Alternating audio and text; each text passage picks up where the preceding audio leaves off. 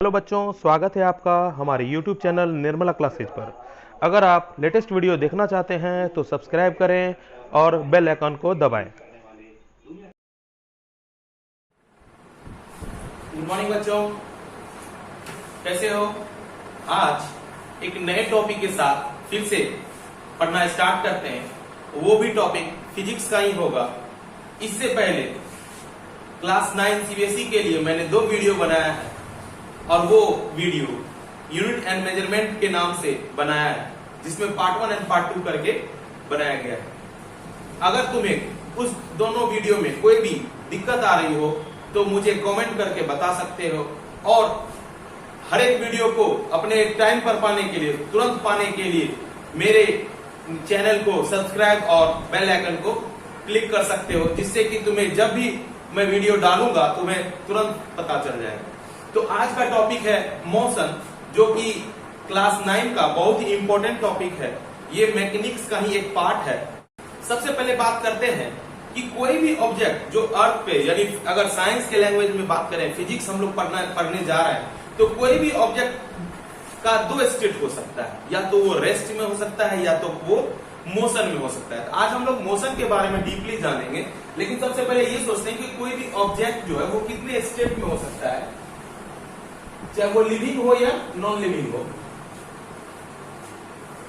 वह 2 स्टेट में हो सकता है। ठीक है, एक को हम लोग बोलते हैं रेस्ट, ठीक है, और एक को बोलते हैं हम लोग मोशन। सर ये रेस्ट क्या होता है? अब बात उठता है कि रेस्ट किसको कहेंगे? कोई भी ऑब्जेक्ट रेस्ट में है, इसका क्या मतलब हुआ? इसको कैसे समझेंगे कि कोई ऑब्जेक्ट रेस्ट में है?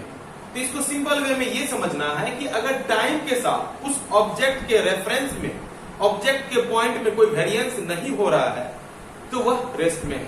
जैसे कि अगर एक टेबल पर एक बुक रखा हुआ है, अगर वह टाइम 12 बज रहा है और 1 बजे तक बुक उसी टेबल पे रहता है, तो बोलेंगे कि वह टेबल पर जो बुक है ना वह रेस्ट में है। तो कहने के लिए ये हुआ कि जब कोई ऑब्जेक्ट टाइम के साथ अपने पोजीशन को वैरी नहीं करता, अपने पोजीशन को चेंज नहीं करता है, तो वह क्या कहलाएगा? ऑब्जेक्ट रेस्ट में कहलाएगा। अगर कहें मोशन किसे कहते हैं, जस्ट इसका ये रिवर्स है कि अगर टाइम के साथ कोई ऑब्जेक्ट अपने पोजीशन को चेंज करता है वह मोशन में कहलाता है। जैसे कि अब उसी बुक को मैं ट्रेन से ट्रेवल कर रहा हूं, तो आफ्टर सम टाइम क्या होगा? पोजीशन वेरी करेगा। जैसे 12 बजे की ट्रेन है और 12 से 1 में मैं ट्रेन में सफर कर रहा हूं, तो टाइम के साथ मेरे बुक का भी पोजीशन चेंज होगा, जिसके कारण से कह सकते बुक मोशन में। इसके लिए अलग एग्जांपल, बहुत सारा एग्जांपल ले सकते हैं कि कोई वॉक कर रहा है तो वो मोशन में है, कोई बाइक जा रहा है तो वो भी एक मोशन में है। अगर कहें तो अर्थ जो है सन के अराउंड मोशन में है, अगर मून कहें तो अर्थ के अराउंड मोशन में है, यानी हर एक दूसरे के अराउंड मोशन में है। तो मोशन का मतलब मेन लॉजिक ये समझेंगे कि मोशन वैसे ऑब्जेक्ट को मोशन में कहते हैं जब वह टाइम के साथ अपने पोजीशन को चेंज करता है। एक बात यहाँ गौर करने वाली है कि सर अगर हम ये सोचें कि जैसे आप बोले कि ट्रेन में बुक टाइम के साथ पोजीशन में चेंजिंग हो रहा है, यहाँ पर एक पॉइंट उठता है कि सर अगर ट्रेन में आप बुक लेके जा रहे हैं और आपके साथ हम भी बैठे हुए हैं, तो हम तो 12 से 1 के बीच में देखते हैं कि बुक तो मेरे सामने में आप बैठे हैं और बुक भी आप ही के पास है, तो टाइम के साथ तो चेंज हुआ नहीं। ठीक है, तो यहाँ पर क्या बोलेंगे? सर आप तो बोल रहे हैं मोशन, लेकिन यहाँ तो हमें हर वक्त आपके साथ ही नजर आ रहा है और कोई चेंजिंग नहीं है, और हमारा और आपके बीच जो दूरी है वो 1 मीटर का भी नहीं है, तो ये कैसे कह सकते हैं कि मोशन में? तो इसके लिए देखो, हकीकत ये है, हायर स्टैंडर्ड में जब हम लोग जाएंगे एक चीज पढ़ेंगे, फ्रेम ऑफ रेफरेंस।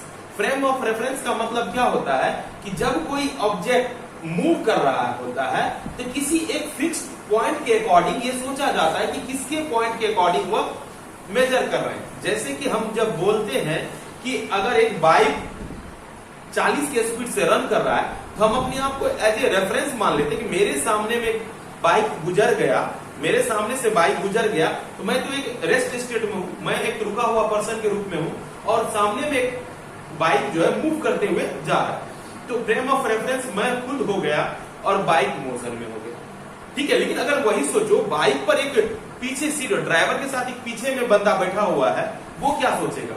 वो ये सोचेगा कि मेरे साथ तो मेरा फ्रेंड जो ड्राइव कर रहा है साथ में ही बैठा हुआ है, हम दोनों तो एक ही स्टेट में है, हम दोनों हर वक्त साथ में ही है, लगभग 20 सेंटीमीटर की डिफरेंस भी नहीं है दोनों के बीच। तो बात ये उठता है कि ये दिमाग में सेटअप रखना होगा, दिमाग में हर वक्त ये सोचना पड़ेगा कि आप फ्रेम ऑफ रेफरेंस किसका यूज कर रहे हैं। नॉर्मली 9th क्लास को इतना सोचना नहीं है, बस ये बेसिक कॉन्सेप्ट को समझना है कि अगर कोई ऑब्जेक्ट का पोजीशन टाइम के साथ चेंज होते रहे तो वो मोशन में है, अगर टाइम के साथ वो चेंज नहीं होते रहे तो वो रेस्ट में है।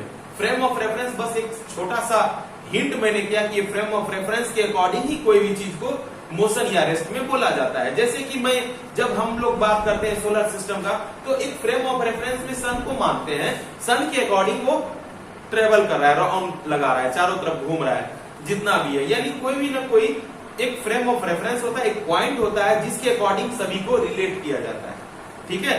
तो उसके अकॉर्डिंग ही चलते हैं। लेकिन आज हम लोग पढ़ेंगे मोशन के बारे में। चलो मोशन के बारे में हम पढ़ते हैं। अब देखते हैं मोशन का डिफिनेशन हम लोग क्या लिख सकते हैं। डिफिनेशन अलग अलग रूप में भी लिख सकते हैं, लेकिन एक डिफिनेशन हम लोग देखते हैं। तो मोशन को लिख सकते हैं कि when object changes its position continuously with respect to some stationary object, यानी किसी एक फिक्स ऑब्जेक्ट के रिस्पेक्ट में लगातार रूप में जब अपने पोजीशन को कोई ऑब्जेक्ट चेंज कर रहा है तो वो ऑब्जेक्ट को कहा जाता है कि मोशन में। और वो ऑब्जेक्ट जैसे कि टाइम के डिफरेंस के कारण भी अगर पोजीशन चेंज करता है, कि टाइम चेंज होता है और पोजीशन भी चेंज होता है, तो उस ऑब्जेक्ट को कहा जाता है कि वो मोशन में, ठीक है। अब ये बात उठता है कि कोई अगर ऑब्जेक्ट मोशन में है तो वो कवर क्या करेगा।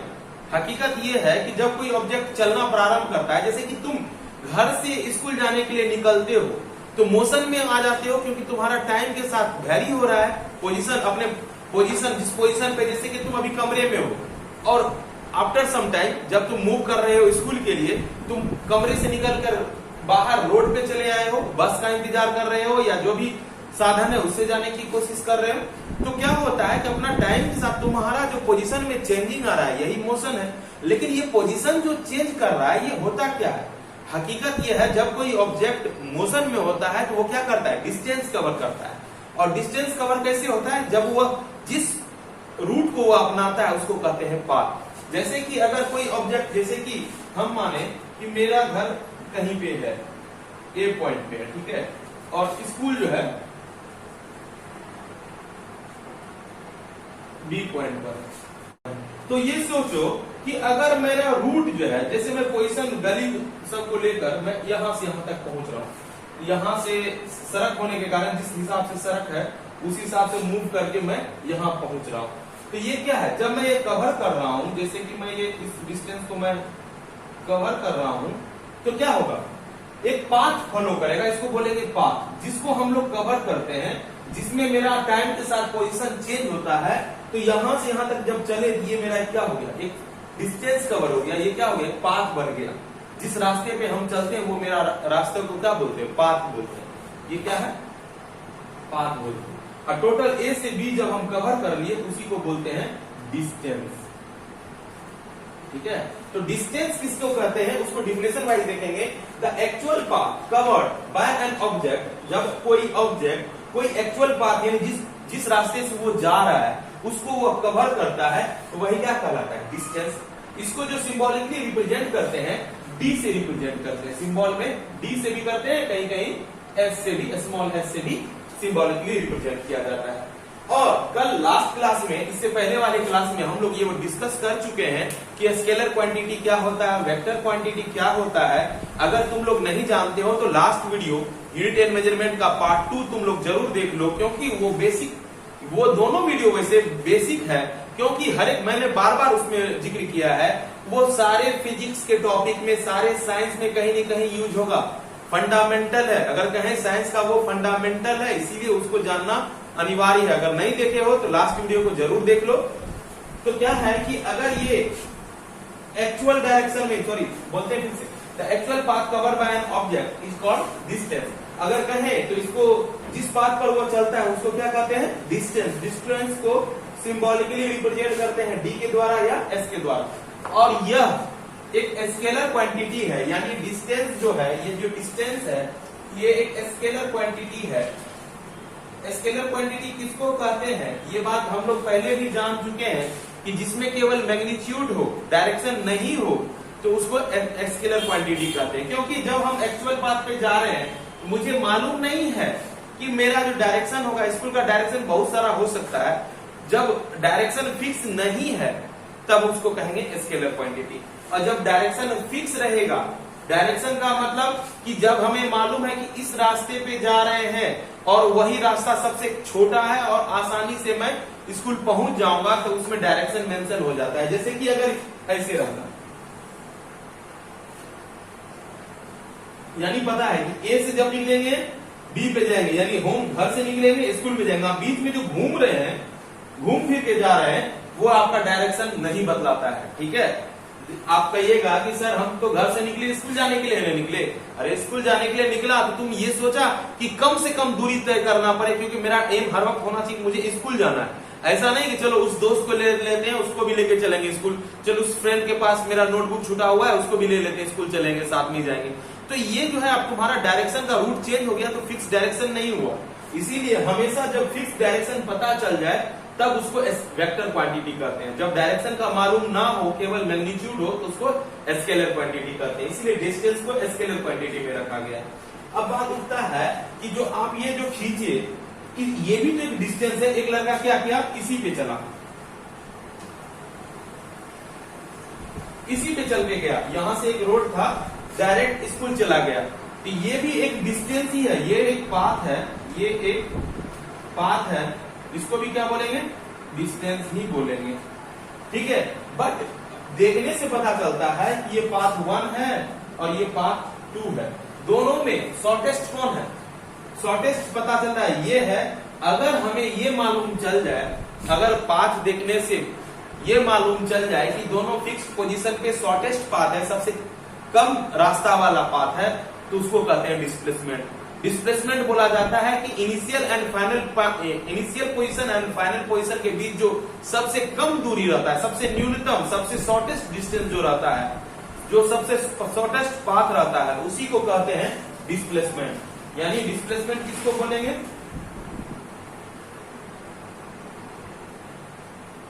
डिस्प्लेसमेंट किसको बोलेंगे, द शॉर्टेस्ट पाथ और डिस्टेंस, पाथ बोलो या डिस्टेंस बोलो, कवर्ड बाय एन ऑब्जेक्ट, यानी जब कोई ऑब्जेक्ट के द्वारा न्यूनतम दूरी को तय किया जाता है तो उसको क्या कहते हैं, between initial and final position.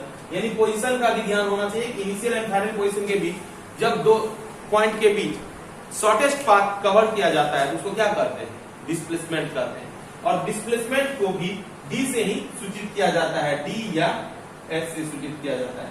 अगर बात करें डिस्टेंस और डिस्प्लेसमेंट का, ऐसा यूनिट दोनों का मीटर होता है, यानी सिंबॉलिकली एम लिखते हैं। अब बात होता है सर ये स्केलर है या वेक्टर, ये जो है वेक्टर क्वांटिटी, बिकॉज वेक्टर इसलिए है इसमें हमेशा डायरेक्शन मेंशन है, हमेशा पता चल रहा है कि इसमें डायरेक्शन किधर जाना है। जब डायरेक्शन का पता हो तो हमेशा क्या करेंगे, उसमें वेक्टर है, क्योंकि मैग्नीट्यूड तो होगा, हो सकता है कि ये 200 मीटर है, ये मैग्नीट्यूड हो गया, ये 350 मीटर है, 350 मीटर है, हो सकता है ये मैग्नीट्यूड हो, तो यानी मैग्नीट्यूड विथ डायरेक्शन हो तो उसको क्या कहेंगे, वेक्टर कहेंगे। ये रहा मेरा डिस्टेंस, डिस्प्लेसमेंट एंड मोशन। अब एक दो इस डिस्टेंस एंड डिस्प्लेसमेंट पे न्यूमेरिकल देखते हैं कि किस टाइप से डिस्टेंस को फाइंड किया जाता है और डिस्प्लेसमेंट को फाइंड किया जाता है। देखते हैं कि डिस्प्लेसमेंट और डिस्टेंस कैसे निकालते हैं। कोई ग्राफ यानी कोई पाथ दिया हुआ है तब कैसे निकालते हैं, क्वेश्चन के रूप में फाइंड डिस्टेंस एंड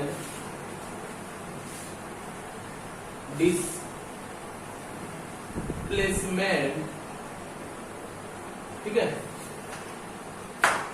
अगर समझते हैं कि ये क्वेश्चन नंबर फर्स्ट है और ये कहा गया इस तरह से,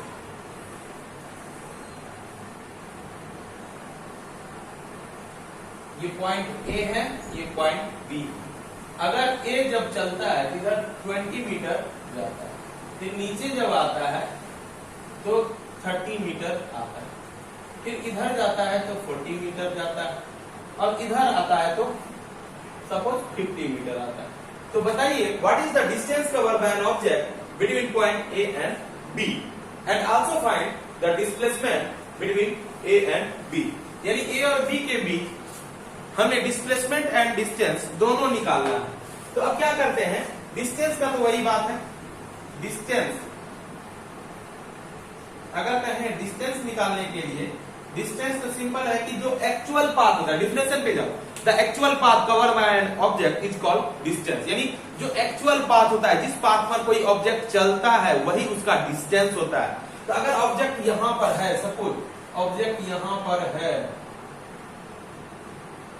तो इसी पाथ को अपनाएगा, ऐसे घूमेगा घूमेगा घूमेगा, यहां आएगा, तो टोटल डिस्टेंस जिसको भी डी से ही लिखते हैं, तो क्या हो जाएगा, जब यहां से यहां तक आएगा कितना कवर करेगा, 20 मीटर। ठीक है, अब फिर यहां से टर्न लेगा, लेफ्ट या राइट जो भी हो, कितना कवर करेगा, 30 मीटर। एंड यहां से यहां जाएगा, कितना कवर करेगा, 40 मीटर। एंड लास्ट में यहां पहुंच गया, यहां से यहां तक आया था 40, यहां से यहां तक करेगा, क्या हो जाएगा, 50 मीटर।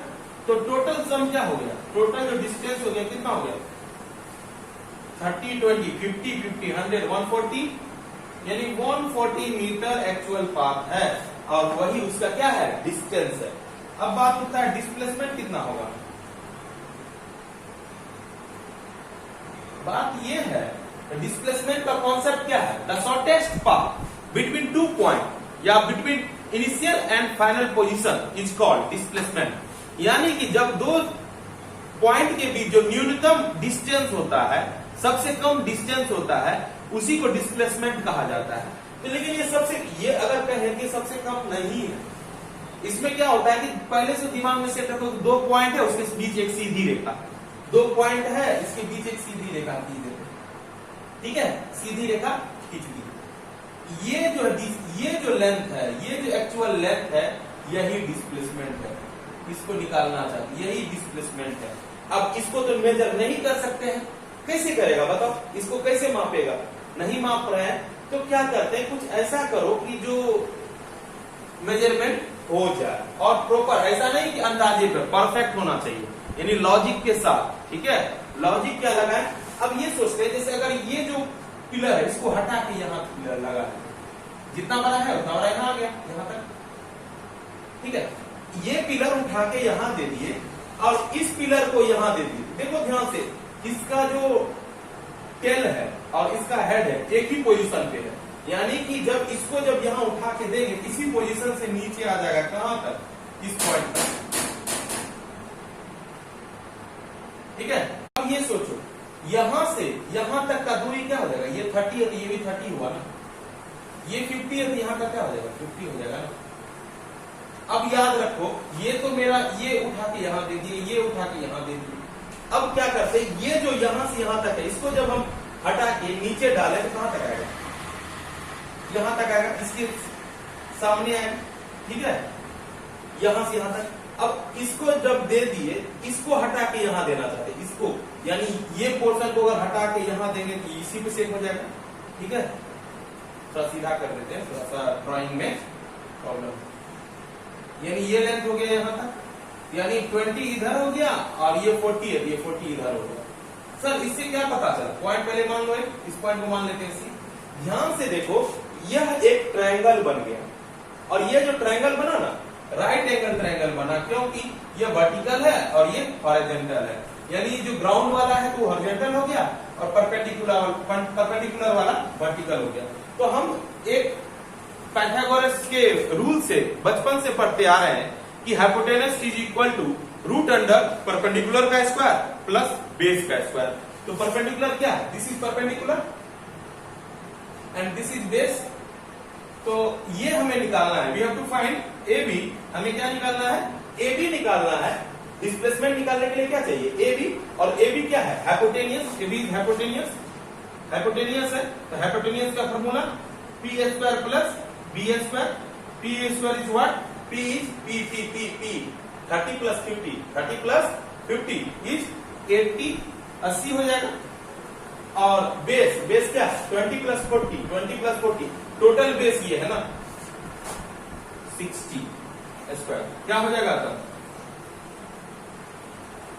6400 3600 अगर कहें क्या हो जाएगा रूट अंडर 10,000 में भी हो जाएगा। ठीक है, अगर कहें 10,000 इसको स्क्वायर रूट को तोड़ना चाहते हैं तो 100 इंटू 100 यानी 100 मीटर। ये क्या हो गया अगर कहें तो ये डिस्प्लेसमेंट हो गया। ये क्या हो गया displacement between point A and B, यानी ए और बी के बीच क्या होगा डिस्प्लेसमेंट 100 और डिस्टेंस 140। ये एक एग्जांपल है। अब क्या करो एक क्वेश्चन अब फिर हम लोग डिस्कस करते हैं। ये तुम लोग को बनाने के लिए दिया जाएगा, अभी तुम लोग बनाओगे तो एक अगर इसी हिसाब से रहे find the distance and displacement तो क्या करते हैं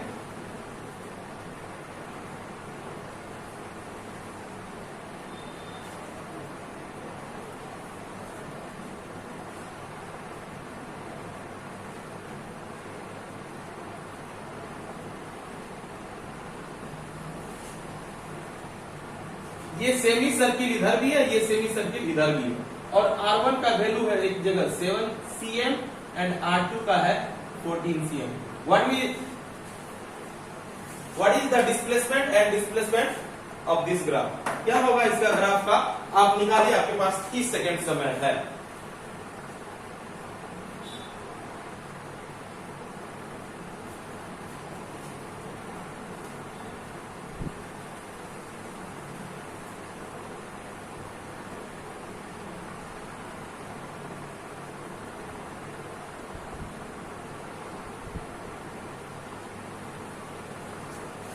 अब देखो अगर बना लिया तो ठीक है, नहीं तो मैं फिर से बना देता हूं, तब बाद में प्रैक्टिस और करेंगे और घर से भी होमवर्क मिलेगा। तो अब देखते हैं कि इसको कैसे बनाया जाए। तो पहली बात डिस्टेंस निकालना है। डिस्टेंस का कॉन्सेप्ट, डिस्टेंस का कॉन्सेप्ट क्या होता है the actual path covered by an object is called distance. Actual path यानी जिस पाथ पर वह ऑब्जेक्ट जा रहा होता है वही उसका एक्चुअल पाथ है। कि अगर मान के चलो ये जो मूवमेंट है पहाड़ी इलाका टाइप से, कभी ऊपर चढ़ाई करना पड़ता है कभी ढलान है, तो उस हिसाब से सोचो ये जो ऑब्जेक्ट जा रहा है तो इस हिसाब से जाएगा। एक्चुअल पाथ में यहां तक आया, ऊपर चढ़ाई करके फिर नीचे गया। अगर ध्यान से देखा जाए, अगर इस पॉइंट को सी मान लिया जाए, इस पॉइंट को क्या मान लिया जाए सी मान लिया जाए, तो एक सेमी सर्किल एसी क्या है एक सेमी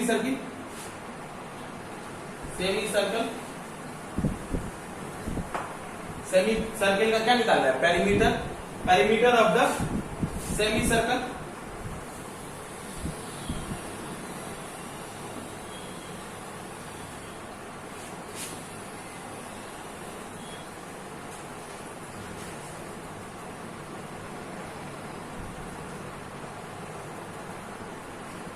AC एंड CB दो सेमी सर्कल है, एक AC के लिए एक CB के लिए।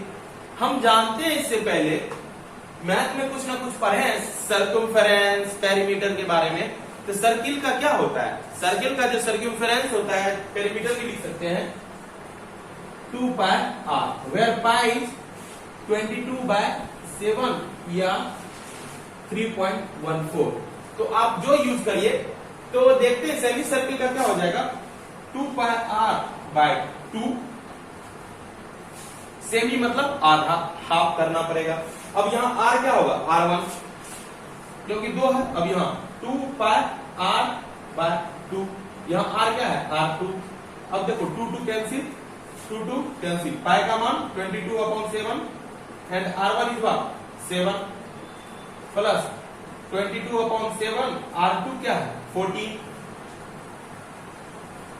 कैंसिल क्या हो गया 22 मीटर सॉरी सेंटीमीटर में है ना 22 cm प्लस 24 cm और ये क्या हो जाएगा 66 cm। ये क्या है डिस्टेंस है, ये क्या है डिस्टेंस है। अब ये चीज और निकालना है, क्या निकालना है सर डिस्प्लेसमेंट निकालते हैं। निकाल देते इसी में, फिर बाद में लिखना तुम लोग। अब इसी में डिस्प्लेसमेंट कैसे निकलता है हम लोग फिर से बात करते हैं। The shortest path between 2 point is called displacement. The shortest path किसके बीच, ए और बी के बीच, इसका मतलब यही है। अब देखो ध्यान से, ए से बी के बीच जब शॉर्टेस्ट पाथ खींचे, पता चला कि इस सेमी सर्किल का ये क्या है, डायमीटर है। ये क्या है, AC is the diameter of the first semi circle and CB is the second diameter of the second semi circle. तो यानी 2 डायमीटर निकालना है, तो कहने के लिए लिख सकते हैं कि डिस्प्लेसमेंट क्या होगा। डिस्प्लेसमेंट लिखने के लिए लिखेंगे diameter of AB semi circle and BC semi circle, sorry AC semi circle and BC। Diameter क्या होता है, 2 इंटू रेडियस। डायमीटर क्या होता है, 2 इंटू रेडियस। 2 रेडियस फर्स्ट का R1, फर्स्ट का क्या होगा R1 एंड सेकंड का क्या होगा 2 इंटू R2। 2 कॉमन हो जाएगा, देखो ध्यान से, 2 कॉमन होगा कि नहीं होगा, दोनों में 2 है, कॉमन हो गया। R1 is what, R1 is 7 cm and R2 14 cm। तो क्या हो जाएगा 2 इंटू 21, ये क्या हो जाएगा 42 cm। ये क्या हो गया डिस्प्लेसमेंट, ठीक है, ये क्या हो गया डिस्प्लेसमेंट। अब इसे उतारो, फिर एक एग्जांपल देते हैं जो घर से करना है। मेरे कल घर से देते बनाने के लिए तुम लोग करके आएगा। तो सबसे पहले सब में वही निकालना है, डिस्टेंस एंड डिस्प्लेसमेंट।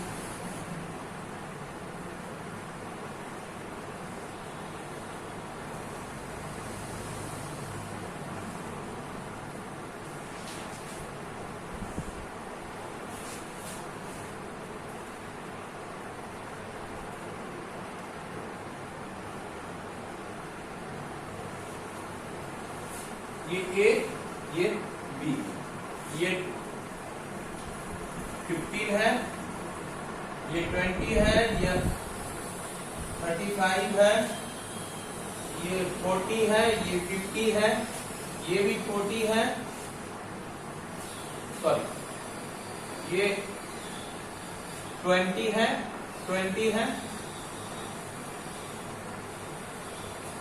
ये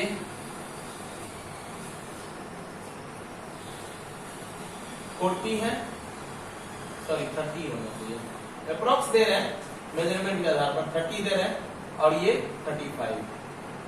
सभी वैल्यू जो है ऑल आर इन मीटर, ये जो भी तुम्हारा ये मेजरमेंट माना गया है सभी मीटर में। अब तुमको निकालना है पॉइंट ए और बी के बीच डिस्टेंस क्या कवर हुआ कोई ऑब्जेक्ट के द्वारा, और डिस्प्लेसमेंट क्या कवर हुआ। और सेकंड में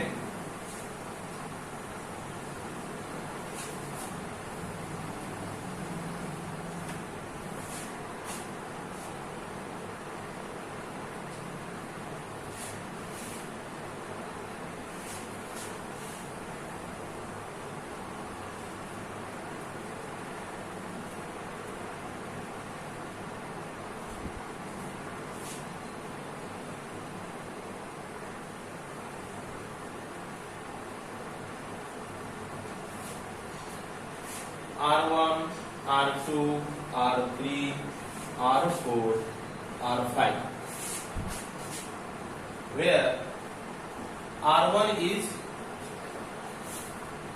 3.5 मीटर, सब तो मीटर में है। R2 is 7, R3 is 3.5, R4 is 7 and R5 is 40। ये दोनों न्यूमेरिकल बना के आना और इसे मेरे पर्सनल नंबर व्हाट्सएप नंबर पे दे सकते हो।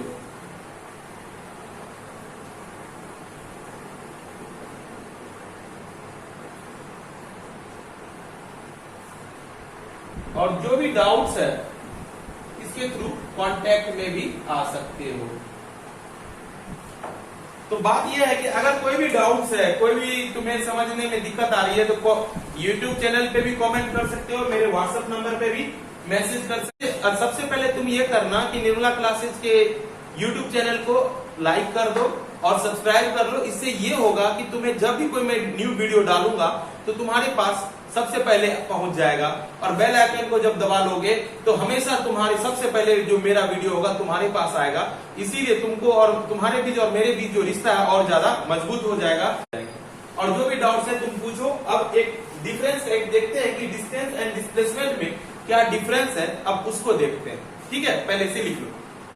अब ये देखते हैं कि मेजर रूप से डिस्टेंस एंड डिस्प्लेसमेंट में क्या डिफरेंसेस है, तो उसके आधार पे सोचते हैं। सबसे पहले तो जो डिफिनेशन है, डिस्टेंस का डिफिनेशन क्या होता है? The actual path covered by an object is called distance. और डिस्प्लेसमेंट का डिफिनेशन क्या होता है? The shortest path covered by an object is called displacement. ये भी एक तरह का समझो डिफरेंस ही है। सेकंड से देखते हैं कि मैंने बताया भी था कि डिस्टेंस क्या होता है? स्केलर क्वांटिटी होता है, जबकि डिस्प्लेसमेंट क्या होता है? वेक्टर क्वांटिटी होता है। ये मेजर डिफरेंस है। अब देखो यहाँ पर क्यों स्केलर और वेक्टर क्यों हुआ? क्योंकि डिस्टेंस में ओनली मैग्नीट्यूड होता है, बट डिस्प्लेसमेंट में मैग्नीट्यूड विद डायरेक्शन होता है, यानी दोनों चीज होता है। अब बात होता है कि डिस्टेंस जो है कभी भी कैन नॉट बी जीरो और निगेटिव। जब कोई ऑब्जेक्ट मोशन में होता है तो डिस्टेंस कभी भी निगेटिव और जीरो नहीं हो सकता है, जबकि डिस्प्लेसमेंट में तीनों चीज हो सकता है, निगेटिव, पॉजिटिव एंड जीरो। ये तीनों हो सकता है कब? जब कोई ऑब्जेक्ट मोशन में है। ठीक है, ये मेन तीन डिफरेंसेज है। अगर कहेगा तो ऐसा ही कि डिस्टेंस और डिस्प्लेसमेंट का सेम होता है, सिंबल भी दोनों का सेम होता है। ठीक है, तो वो सब सेम था, ये तीन डिफरेंस था। लेकिन एक खास बात यह है, इसे नोट में याद रखना कि डिस्टेंस या डिस्प्लेसमेंट के निकालने से हमें उसके नेचर का पता नहीं चलता है। Neither the distance nor the displacement gives any information about the nature of the motion, यानी मोशन का क्या नेचर है इसके बारे में डिस्टेंस या डिस्प्लेसमेंट के निकालने से पता नहीं चलता है। तो बस आज के लिए इतना ही। ठीक है, अगले क्लास में फिर से मिलते हैं। Bye bye.